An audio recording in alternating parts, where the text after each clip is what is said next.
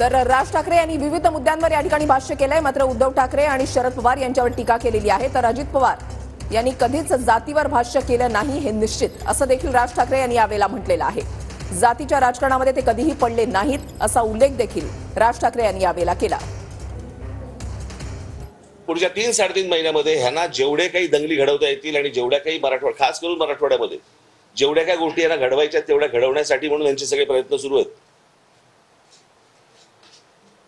तुम्ही जर समजा शरद पवारांचं, मी माझ्या जाहीर सभेमध्ये पण सांगितलं होतं, शरद पवारांचं जर राजकारण तुम्ही बघितलं तर हे गेलं ते सगळं जेम्स लेन प्रकरणापासून यांनी सगळे सुरुवात केली आणि ते स्टेप बाय स्टेप एक जात झाली।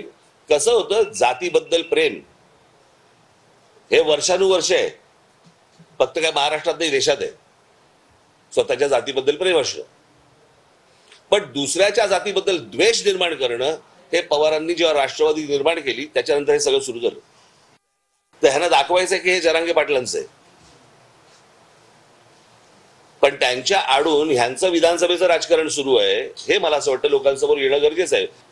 पुढच्या 3-3.5 महिन्यामध्ये ह्यांना जेवढे काही दंगली घडवता येतील आणि जेवढ्या काही मराठवाडा, खास करून मराठवाड्यामध्ये जेवढ्या काही गोष्टी यांना घडवायच्या तेवढ्या घडवण्यासाठी म्हणून यांचे सगळे प्रयत्न सुरू आहेत। दुसऱ्याच्या जातीबद्दल द्वेष निर्माण करणं हे पवारांनी जेव्हा राष्ट्रवादी निर्माण केली त्याच्यानंतर हे सगळं सुरू झालं।